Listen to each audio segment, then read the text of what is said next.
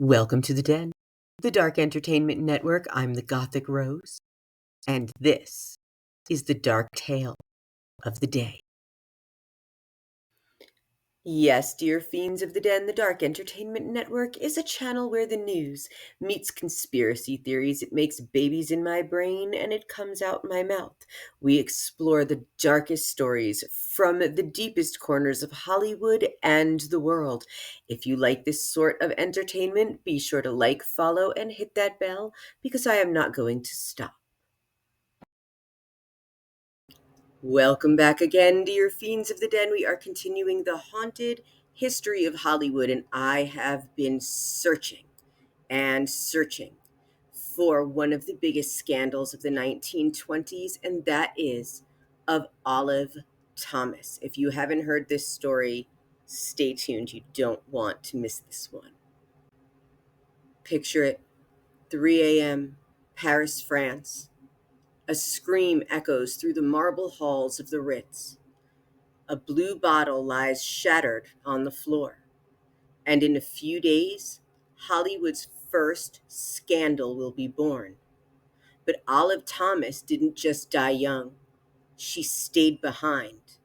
And if you ever find yourself alone in the New Amsterdam Theater, don't forget to say hello.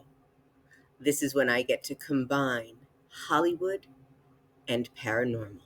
A fantastic story. She was the original flapper, the face on every magazine cover, the girl who walked away from Ziegfeld with pearls and pride. But in a Paris hotel, Olive Thomas swallowed poison from a blue bottle, and Hollywood's first scandal was born. Was it an accident, a cover up, or the final act in a love story soaked in champagne and secrets? Olive Thomas was born Olive R. Duffy on October 20th, 1894, in Charleroi, Pennsylvania.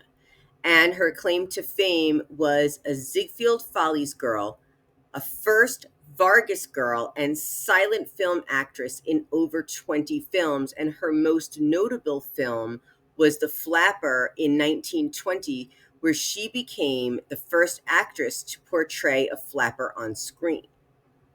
Now, flappers were incredibly controversial because they shattered the expectations of womanhood in the 1920s. They did it with lipstick, jazz, a flask tucked in their garter, and cutting their hair short from those long, luxurious Gilded Age curls. And they wore short skirts, which was knee length, and that was like shocking. The bobbed hair, and they flattened their chests to reject traditional femininity. They embraced androgyny and sexual autonomy and challenged the Victorian ideal of a domestic, demure woman. And they partied hard. They drank alcohol and smoked in public during Prohibition. They danced the Charleston, which was known to be a scandalous dance. They frequented jazz clubs, openly flirted, and this was behavior once reserved for men or loose women. And they wore excessive makeup, which was once associated with only prostitutes. They used cosmetics and fashion to craft a persona, not just to please men at all.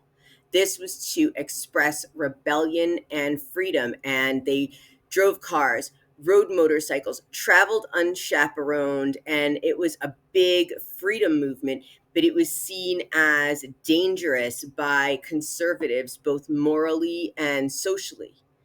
But they were very well educated. Many flappers went to high school and college. So they read modern literature and they aspired to careers, but critics feared that independence and education would ruin their womanly ideals. So for Olive to have portrayed a flapper in the 1920s on screen was a very big deal. It was very, very forward. So now she gets married.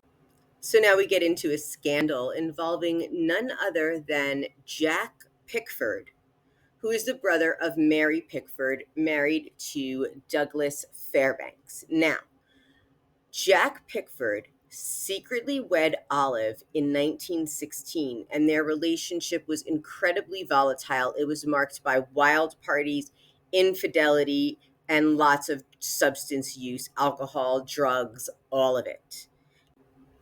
The scandal erupts on this night in Paris, September 5th, 1920, a night of partying. Olive accidentally ingested mercury bichloride, and this was Jack Pickford's syphilis medication. She mistook it for sleeping pills. She also secretly married a man with syphilis, and if you didn't think Hollywood was weird before, there's more. Wow. So she died 5 days later at age 25, and the death was ruled accidental, but there were rumors of suicide, addiction, and of course, murder. And there was a huge media frenzy because her death was Hollywood's first major scandal. This is even before the Fatty Arbuckle scandal. And of course, it exposed this dark underbelly of fame and wealth and excess. Now, she passes, but she does not cross. Thomas stayed earthbound. She's haunting the New Amsterdam Theater in New York City, where she once performed the risque Midnight Frolic. There are other ghostly sightings of her appearing in a green beaded dress, holding a blue bottle, a nod to the poison. She's been seen by Disney staff and security guards, especially in mirrors or on the stage catwalks.